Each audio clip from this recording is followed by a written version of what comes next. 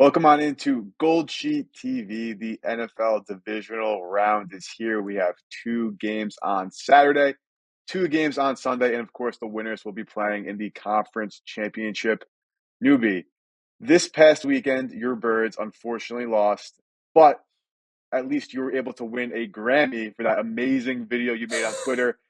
Any quick eulogy for your Birds before we hop into this round? No, man, I'll tell you what, I love the comments on this show. And as far as Wager Talk shows go, like we have some of the best commenters, loyal, people who check out the show, get below, let us know your picks. We had people telling me, don't be the homer on this pick. It's the wrong side, Dan. And they were right. I not only had to watch my Birds go down in triumphant fashion, but for some reason, I ate the cheese of what they were talking about in the locker room. Bounce back spot this. We were focused on the playoffs. That they burn, as does my best bet with the Eagles last week. They're laying the 3 with them. It was never the right side from the opening bell. So that's what I like about the comments, though. If you think my bet is pee pee poo poo caca, tell me before the game. It does no good to hop in the comments afterwards, throw dirt on me. Trust me, I know that I was on the wrong side there. But when you tell us before the game, that's what I love. That honestly saves me sometimes, and it's something that I appreciate. So that was a loser. We did get home on the squarest pick on the board with the Rams getting the points. Didn't end up winning the game outright there. Our Pittsburgh and Buffalo thoughts, they were null and void because once the game was moved, hopefully your bets got voided and you got to readjust your handicap on that. Dallas kills everybody's teaser. You and I laying it with the Chiefs at home. We like that one. And then Cleveland, Houston, man. Our man Robo's Texans, they keep on rolling, baby. I cashed that leg of the teaser just to have it die in Dallas. But all in all, basically a push of a week for me. I'm excited for this. I don't have as much as I love, so I'm looking forward to seeing how you're going to be breaking down the divisional round. Anything like jumping off the card at you or here early? Yeah, so got a 4% actually loaded at WagerTalk for the Gold Ooh, Sheet. That is the best bet going to, obviously discuss the game, but let you guys figure out what that is down later on the road. But we learned a lot last week, right? Like we have agreed. also known, I feel like for years that like teams that are, I want to say teams that sit are obviously a little bit rusty. But there is a lot of merit, I feel like, in teams that are dogs in the playoffs, like the Packers and the Texans that have nothing to lose. Like they just play so loosely. Agreed. So let's dive right into the first game. So we have the Houston Texans heading into Baltimore to take on the Ravens, of course, the number 1 seed. Now, the biggest factor for me in this game, newbie, is going to be the weather. Obviously, that's discussed ad nauseum around this Cold. time of year in the National Football League. But CJ Stroud, even in his career dating back to Ohio State, very small sample size, but in his cold weather games in Ohio State and this year at Carolina, at the Jets, he came down to earth. Are you concerned about that at all, newbie? It worries me a little bit, but let's be real. Like, since CJ Stroud has flipped over here on into the pros, like, hasn't he broken the mold? And I know, as you're saying, it's a small sample size.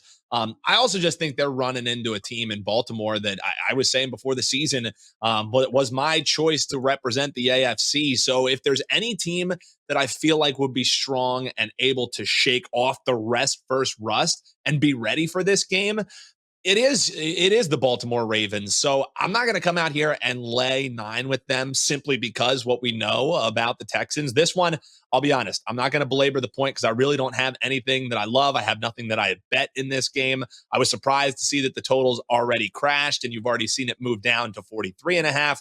As you said, a lot of that has to do with the weather, has to do with the cold.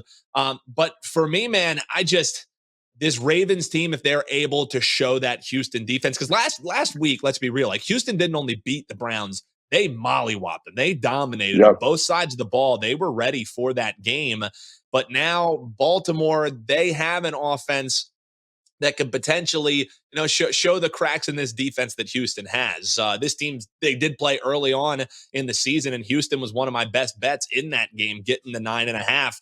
Basically, same line that we're looking at here. So the thing for me is, how has the perception not change. Like, this line feels like it should be a little bit shorter because Houston is a better team than the first time these teams faced off, and we're looking at essentially the same line. So that's the part that maybe pushes me towards looking at Houston. But as you hear me talking, man, I'm twisting myself in a pretzel. I can make a case for both sides here. And that's why, for me, man, only 4 games on the slate. I'm not going to force any action. It's a pass for me in this one. Lean to our man Robo's Texans, but I'm hoping you have a little bit stronger of a vibe on this one.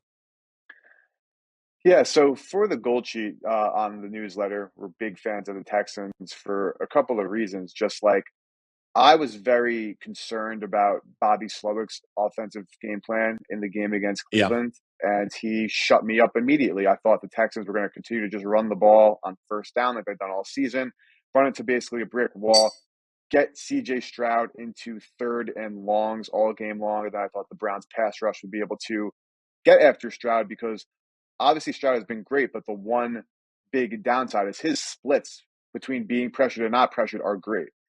Again, dealing with a small sample size for that has been unfortunately his MO. And this is now a team that the Texans saw the Ravens. I know it was week 1, but like they just saw the Browns a couple of weeks prior, they played in that playoff game. I expect this offense now to have a better game plan this second time around.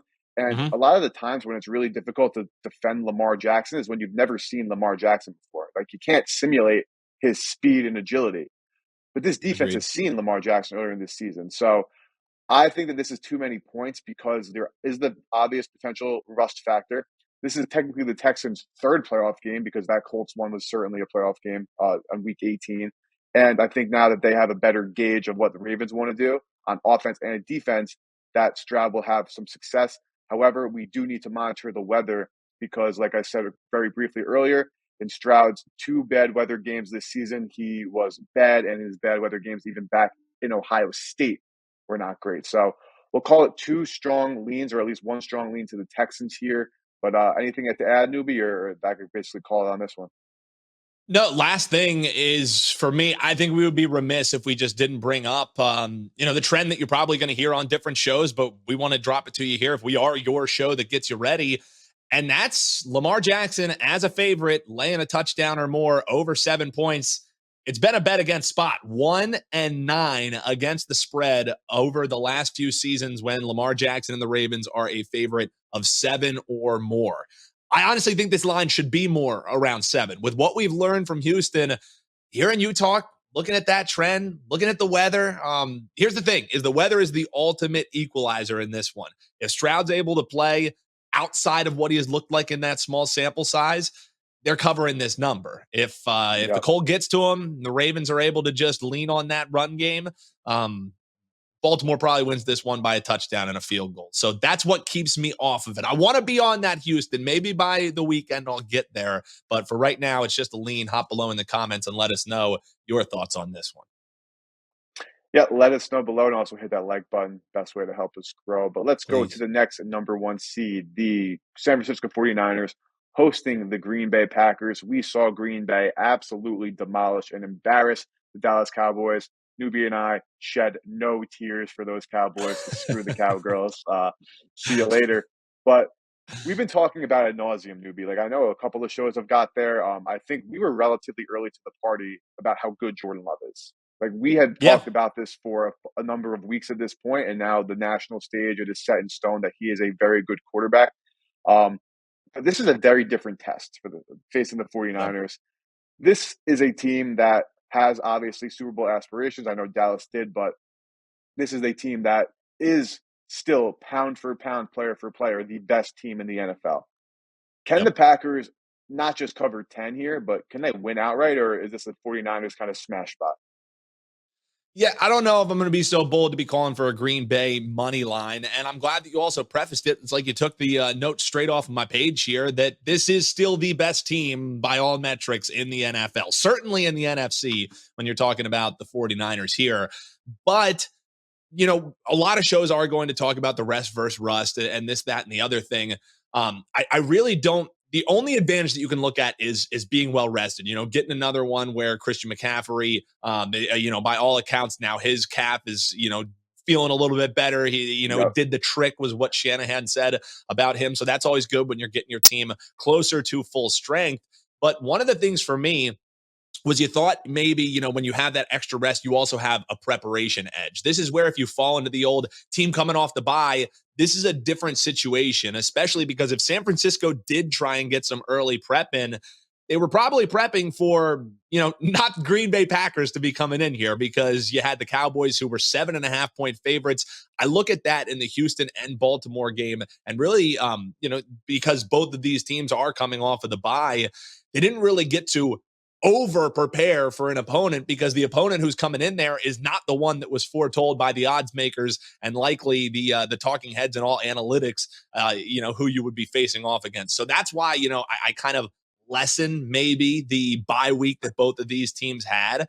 As far as the line goes, though, man, we did see some tens pop. Those quickly evaporated. So there are some sharp groups who really like Green Bay in this game. We're sitting pretty much pat here at 9.5. One of the worries, though, for me is how much did Tampa Bay's win and Green Bay's win have to do with it being NFC least teams and have to do with it being the opponent. Yes, they were impressive wins, don't get me wrong, but both of those games really felt like it was two NFC East teams who were just rolling over and getting punched in the face, as many Yep. people maybe thought could have happened. Maybe didn't think it would be in such resounding fashion, but I am excited though, man, because this Green Bay team, like you said, I had buy signs on them all year long. And the thing that's funny to me is how there was a point in the season, EP, when people were talking about how Love might not even have a job next year. You know what I mean? Like when they were going through the doldrums of the season, but now everyone's anointing him. He's incredible. So who is the true Jordan Love? We're going to find out in this game. He's playing the most potential tough opponent that they could face at 9.5. It keeps me off of both sides again, man. Like I think this, if it was 10, I would have a buy sign on Green Bay. What I'm hoping is going to happen is that Green Bay goes down, they score early in this game, and I can hop in on San Francisco at a more manageable 7.5 on a live line. I think if you want to bet Green Bay in this game, you do it as a first quarter or a first half wager, and you hope they do jump on them versus that rest versus rust advantage. I think with San Francisco and what we know, they have enough that once they get their punches in the game, they're going to be able to pull ahead. I think back to what they did against the Philadelphia Eagles. They looked awful in that first quarter in their biggest game of the year up to that point. And then after that, they flex their muscles, they get back to what they do well, and they rolled the rest of the game. I think you might end up seeing that here. So for me, I'm going to go with Green Bay in the first half, hope they get down, and I'm going to buy in on San Francisco for the full game there in a live bet. But as far as the play for the show here, give me Green Bay in the first half, first quarter as well. I think they could be barking early. I think that might just peter out as the game goes on. Yeah, so I don't disagree at all. I think there's a couple of things to consider. So while we're both in agreement that the 49ers are the best team in the NFL, this is a team whose defense was perceived to be so good for the last couple of years because it True. was. But it's not like this defense is one of the better units in the NFL this season. It's a good unit, don't get me wrong, but the 49ers are not this complete stalwart defense. So I do actually anticipate Matt LaFleur to be able to have some success against the 49ers, to be able to scheme some things open for Jordan Love. However, I also think that it's going to come a lot down to pressure. Like Jordan Love, his ability to manipulate the pocket, move around, give himself more time to find his receivers was remarkable. But it's also, Dallas just didn't get a rush here. 49ers defensive front is better than Dallas's defensive front. So if the Niners are able to get more pressure on Love than Dallas was able to, this could also just make Jordan Love look like what he basically is, which is essentially a rookie quarterback in terms of games played in the National Football League. So that's the one side. And on the other side, it's not like Joe Barry's defense is finally a lights out defense. Like, yes, over the course of the end of the season, they shut down the Vikings, they shut down the Bears. Okay, like you shut down Justin Fields and Nick Mullins, two quarterbacks that you know really, really well because you know their schemes really, really well because you play in the same division as them. Joe Barry's MO, like I talked about last week, which didn't end up working out, is if he knows you, he can scheme against you. If he does not know you, Mm-hmm. you can have a field day. So while there is some familiarity with Shanahan because of the little floor tree, I just don't know how this Packers defense can stop what the Niners do, which is attack the middle of the field, attack the middle of the field, attack the middle of the field. I also expect the 49ers to have a lot more success with McCaffrey on the ground game, and I could see the 49ers winning this game by exactly 10 points. Like, I think the spread is very fair. I think that Yep. my lean would be an over here because, like I said, this Niners defense is not as good as it was in years past, and this Packers defense, don't let these last couple of weeks fool you. Like, Dak handed them 2 turnovers last week. There were terrible interceptions they threw to help the Packers score points. I know some of them came in garbage time, but this team is still very susceptible to allowing big plays and allowing chunk plays. Like, they try to stop big plays, but they allow a lot of chunk plays. I think Kyle Shanahan can eat them alive. Realistically, as Joe Barry, he's not a great defensive coordinator. So I think that there's a real serious mismatch from OC to DC. And I think that's not I think it's factored into the line of 10, but I think that's why I wouldn't bet Green Bay. I'd only bet the Niners because I think Shanahan greater than Barry, and that's before everything else that the Niners have better than the Yeah. Packers. Yeah, I think some great points that you bring up there. And also, this is something that I caution people about. Now we got a 4-game slate. People now that, it's the only games that are in town. So people really love getting the action down. These are the next few weeks, the most rock solid lines that you're going to see. And I Yep. know people probably caught below in the comments. Yeah, the lines look really rock solid last week with all the favorites. Like, still, the lines can make sense and things can still blow up in your face. I mean, I just look at these numbers, and from my metrics, from my spreadsheets, the way that I handicap games, almost every single one of these games is exactly how I would line it, other than the Houston and Baltimore game. That's the one where I think we're getting some value on the dog. Other than that, I think these are genius lines, enticing lines, because you can make a case for both ways. At this one at 9.5, like I said, I got to go first half and hope I can get a better line on San Francisco. The one thing I will add to that is you're 110% right, but also this is the time. So you and I are the biggest proponents of betting early. You need to be able to bet on the Yes. NFL line early in the week so you can eventually end that week with closing line value. Yes, losing tickets suck, but there's a difference between losing bets and losing a good bet. I know that, again, it's still a loser. You didn't cash, but over the long run, if you take good bets, you should eventually have that swing in your favor. The limits on these games increase as the weeks go on. These are games like that are already so sharp that the limits are going to be upwards of $250,000 by game time. So that is Yep. when the real sharpest of the sharps are betting. If you noticed this past weekend, I was looking at the WagerTalk Live odds screen and tracking this stuff. The Dallas Cowboys Packers game was 51 all week long. Didn't really tick whatsoever. 2 hours before game time, shoots up to 52.5. What Yep. happens? There's 70 combined points. So this is a situation where right now the numbers are looking pretty solid. If it's weather, like weather is always going to move. Weather and injuries are always going to move early. Like that, you can't really fully account for. But when you're looking to really follow the sharp money, when it comes to the playoffs now, this sharp money is going to come in either right at open because I want to shape the line Yep. or right closer to game time. So long-winded way of saying it's okay in these situations now to wait until maybe the morning of game time. Normally during an NFL week, I'd say don't do that. You had all week to get there, and now you're betting the most efficient market. The market is getting the most efficient now every minute closer. So read your injury reports, listen to your shows, listen to your podcast, do your own handicapping, and just consider that because at 8 a.m. on Sunday morning, you could still get a good price on something. But at 6 p.m. before the game starts at 8 p.m., you're probably getting priced out of the range. And that point where based on the movement, you kind of know where the big money did come in on. So some food for thought. Let's get on over to the next matchup, though. The Tampa Bay Buccaneers, Detroit Lions. Tampa Bay, 6.5-point dogs. Buccaneers made slight work of the Eagles. The Lions, explosive offense in the first half. No offense, but good defense in the second half. Newbie, I think this is a very interesting game. When these two teams played earlier in the season, the Buccaneers won, the Lions won handily in Tampa Bay. But upon further review, there were like 4 or 5 plays. I'm talking like borderline wide open touchdowns that Baker Mayfield simply just missed that let the Lions win that game 20-6. Baker Mayfield's been on one lately. The Lions' pass defense has been abysmal lately. The Buccaneers are getting healthy on defense. So this defense that really struggled at times this year is now getting healthy and looking better. I think this is a hell of a football game, Newbie. What do you think?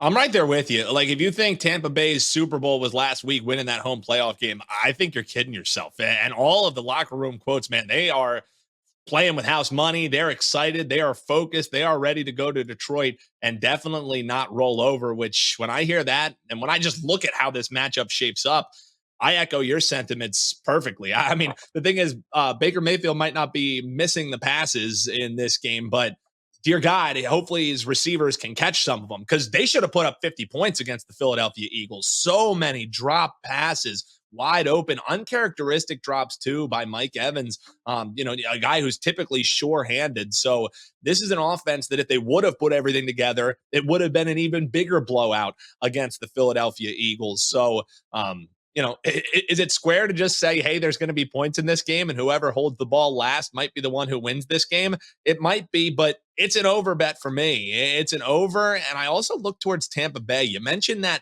matchup earlier in the year. The fact was, it was in Tampa Bay. Tampa Bay has done some of their finest work away from home this year. They're 6-1 against the spread going on the highway, including some road chalk games in there, notably so against, the Panthers that they ended up covering. Maybe not in resounding fashion, but hey, a cover is a cover, a win is a win. For me, even if this game does turn into the Lions, big party that they're hoping it does in Detroit, I still think that this offense and this Tampa Bay team, like they're not just going to say, all right, we came this far to come this far. And, it is what it is. Like they will be taking shots until the very last moment of the game, no matter what the score is in this game. And if the Lions, it turns into them, trying to lean on the run game a little bit more, that run game is still susceptible to move the ball up and down the field and get points on the board. So I think if it turns into a blowout, Detroit's going to be looking to continue to flex their muscle and, give their fans the party that they so deserve. So even if you are looking at a situation where they're winning, I don't think they take the foot off the gas. It doesn't really seem like Dan Campbell's MO. Like if they could win by 40, they want to win by 40. And if, they're trying to get points up on the board for their fans at home, this is a no-brainer over for me. So sure, again, it might be the squarest pick on the board. We got home with the square play of the week last week. I'm going with over 48.5 in this game. It's one that I bet already. It's one that I like quite a bit here. I think we see a lot of points in this matchup. Yeah, this is something I wrote about the gold sheet. This is a situation where I looked at the number. I was like over after my analysis. Looked at the number, saw 48.5, and I was like, probably fair, but still, like I think I would lean Good to the number. over here. Something that I want to also mention though is experience, right? Like Jared Goff, of course, has experience in the postseason. He's been to a Super Bowl. Baker Mayfield, this is not his first playoff rodeo. Again, I'm not comparing him, but like this rest of this Buccaneers team has been fighting for Super Bowls for the last 2 years. Like I know Bruce Arians was the head coach, but Todd Bowles was in that building. Todd Bowles, I actually owe an apology to because I said that he was one of the worst coaches in the NFL prior to the season, and it may or may not be true, but they've had some success, so I gotta have some egg on my face there. Um, Offensive coordinator Dave Canales has done a great job, similarly to what Bobby Slovic has done. At first, during times of the season, all the Buccaneers did was run the football, run the football, run the football for 1 yard, 3 yards, 2 yards, and you're kind of like, what the hell are you doing? Like, you know, it's like the definition of insanity. You're going to do the same thing over and over again, expect different results. But then what happened? I don't know what took so long for the light to pop up in Canales' head and Slowik's head. They started throwing the football. The Eagles' defense stinks. Throw the football on them. The Lions' defense stinks. Throw the football on them. So I think that there's going to be a very big uptick in both of these teams. Just simply put, season-long metrics: good at defending the run, bad defending the pass. I don't think it needs to be a little bit more complicated than that. And again, back to my point though, like this Buccaneers team, like the Levante Davids of the world, the Devin Whites, the Antoine Winfields, like the Vita Veas, like these are guys on defense who know what it takes to lock in for a championship run. Todd Bowles knows what it takes to have a locker room get ready for a championship run. So I actually might be talking myself into Tampa Bay while we're live here, to be honest. I had not betted. I had not touched it. If it gets to 7, I wouldn't even hesitate. Realistically, I don't think it would. But I don't know. I think that there's so much like, is Tampa Bay the worst team? The NFC South sucks. Like, how can anybody do it? Like, it's not like they are like for example, the Texans. They're just a young team that's playing above their weight class, and they probably don't deserve to be there. If the Bengals were in the playoffs with a healthy Burrow, shit would probably be different. But I don't know, man. I'm kind of talking myself into the Buccaneers here. No, I'm with you. And like as far as the spread goes, again, I think this is a perfect number. And this is also a game where you shop around because if you like Detroit, there's even sixes out there. Like there's some sevens that have popped, but they're really not widely available. But you shop around in this game because whatever side you like, you can get almost a full point outside of just teetering on that 6.5 that kind of ends up being a dead number. So definitely shop around if you do like Tampa Bay. For me, man, just give me points. Let's have this game be as good as I think it can be, and give me that Yeah. over 48.5. The high total, it scares you away from talking on and over. But when you handicap this game, when you break it down, for me, barring drives stalling and turnovers happening in the end zone that then turn into punts that don't turn into pick sixes and whatever, it would take some fluky stuff to keep it under this number. That's the thing, is typically when you're Yeah, talking for about an sure. over, everything has to go right in the game to go over. Every time that I break down this game and look at the metrics, it puts me on this over, and it's the number that scares me away from it. So I'm not going to let it make me gun shy, especially on a card that I've given out hardly anything. I'm backing it. Let's do it. 48.5. I'm not going to let the high total scare me off. Put it on the record, newbie rocking over 40.5, and I would definitely consider that a strong lean as well. But let's talk about arguably the game of the week. You know that when Roger Goodell Mm-hmm. has a chance to set up the Bills and the Chiefs in the playoffs, he salivates at the ratings that are going to come in. And as a fan, how could you not do so as well? Buffalo Bills beating up on the Pittsburgh Steelers. They forced a bunch of key turnovers there. It's Mason Rudolph in the playoffs. Like I said, like I wish we got to see like a healthy Joe Burrow and the Bengals there instead of what we had to be subjected to. Then you had the Chiefs, who, if you bet the Dolphins last week, like I'm not gonna be that guy, right? Like I mess up, I get things wrong. But if you're betting the Yep. Dolphins last week, what the hell were you doing, right? Like I was very pro Miami for a little bit, but like weather considered, like matchup considered, injuries mostly considered, I don't know how you did that, but this is the key factor for this game. We got the Bills laying 2.5. I've seen a couple threes throughout the week, but they go quickly. They're gone. Yep. Um, Injuries for Buffalo. They had like six starters go down. They were already without Gabe Davis and Rasul Douglas in that game, two of arguably their more important players. Rasul Douglas, a great corner. Gabe Davis, their vertical stretch, the field threat. I don't know, man. I don't know. How are you viewing this one? Because I think there's a pretty simple way to just bet this game, which I'll talk about shortly. But Patrick Mahomes is getting points. Like, is there a lot more to say? That's the thing for me. Yeah, that's the thing for me. Like Patrick Mahomes is getting points. All right, Robo, shut down the show. We can go home. The thing is for me, man, I wish that there was something else that could fit into the teaser mold this week, because Kansas City up to 8.5 is like the no brainer of the playoffs. Now, if you're able to, some people's books, they offer open leg teasers. So sometimes you are able, if you have a book that does it, it's far and few in between that allow it. But if you do, putting that Kansas City 8.5 is an absolute no brainer in this one. But for me, I want to back Buffalo. I want to believe that, this run that they've gone on at the end of the year is the true makeup of this team. But I just feel like there's something, man. There's some shoe that has to drop with this team, and having it go against the squad. They finally get to play Kansas City in their house. You know what I mean? So this is a Mm-hmm. major, like, this is why we cried to the rule committee to get them to change overtime rules. Like, this is the matchup that Buffalo said, if we could ever get him at home, then we're going to be able to get it. 2.5, it makes me lean towards Buffalo getting them under that field goal. I think they could get it done. But man, again, like, I hate that I don't have anything in this game. I think this is a rock solid line. The only thing I would do is take Casey up in a teaser. I don't have anything to pair it with, so I can't make that a play here on the show. You have a stronger vibe on this game, man. But this, to me, you pick the winner, right? Like, if you think Yeah. Buffalo's going to win this game, maybe you just bet them on the money line, or you take down that juice and you take them 2.5. Because whoever wins this game is going to cover the spread. Like, I almost feel like, looking at this, the spread is irrelevant in this game. What do you think? Yeah, I think the spread is irrelevant if you want KC. I mean, like, I'm never gonna say if you get a 3 minus 110, Yeah, like, don't not don't take the knock 3 take the minus points. 110. Yeah. But at the same time, yeah, if you're getting KC plus 125, like, you wanna ride with Mahomes, you wanna ride with Mahomes, I totally get that.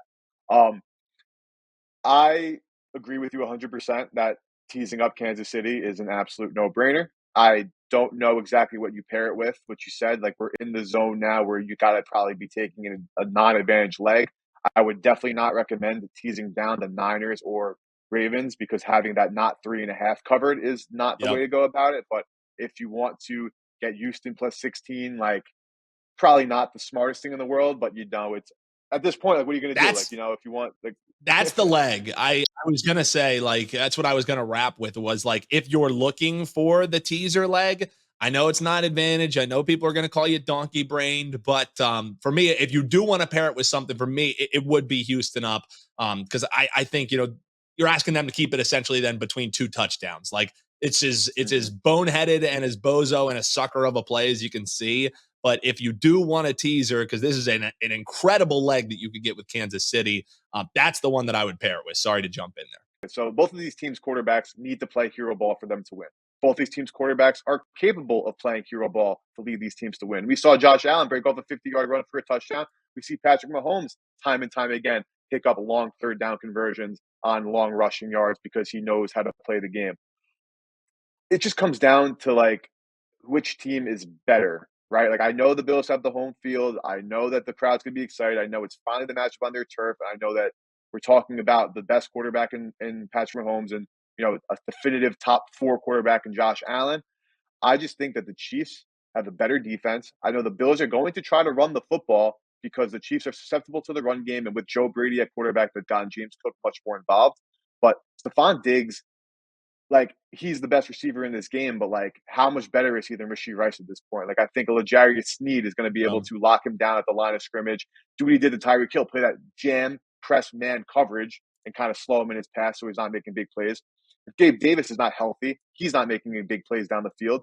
Like you have the two-headed duo of Khalil Shakir, Dawson Knox and Dalton Kincaid, but like the Chiefs had a great defense. And this is something I've said all season long or toward the end of the year, the last couple of shows. This is one of the best defenses in success rate and EPA without forcing turnovers. Now, when they do finally force turnovers and get short fields, it's going to make their offense not have to go 70, 80, 90, 60 yards every single time they touch a football. That's only going to help the Chiefs. And those are things that are luck factors that have legitimate regression associated with it. So we saw some turnovers forced by Tua. We know Josh Allen is the king of turnovers. I don't know. I think Chiefs plus 8.5 just makes too much sense if you're teasing. Yeah, and is this a game too where we just like throw in the square pick of Josh Allen to throw an interception? Like I know Yeah. that's one of the favorite plays for folks, but that's what makes him special, man. Is like his reckless abandon he plays with. He'll throw a pick, he'll go Mm-hmm. out there and then drop another dime. So as I'm looking for some prop plays, I'm looking for something actionable in this game. Maybe that's the way that I go with it. Is just to ask our man Josh Allen to do what he does best, throw a turnover and then go down and score another tutty. Yeah, certainly. There's certainly a good way to look at this. But newbie, we are done with this. We have four Love games, it. and then we have two games, and then we have one game. So that's that's Mm. left of the NFL season. Again, we'll go for a quick recap. Starting first game, both leans toward the Houston Texans, but no money placed on the Houston Texans. Next game, strong lean for me on the Niners at 10. At 9.5. I think they win by 10. If you can get under 9, of course, do that. Newbie, it's a lean on the Packers first half, which I definitely don't agree with. Next play, a play for Newbie on the Buccaneers Lions over. I would talk myself into the Buccaneers, but again, you have to go to WagerTalk, get that package to confirm what I end up playing because if I played it, I would tell you. I have not played it yet. And then last but not least, Newbie and I in full agreement. You got to tease the Kansas City Chiefs. You could still maybe do some voodoo magic where you're teasing the Chiefs and then also laying the points with the Bills if you want in a certain situation. Not sure how great of a strategy that might be, but just goes to show that we do think it'll be a close game either way. But that will wrap it up for our breakdown of the divisional round. We will see you guys next week. Leave a comment and best of luck with your bets this weekend.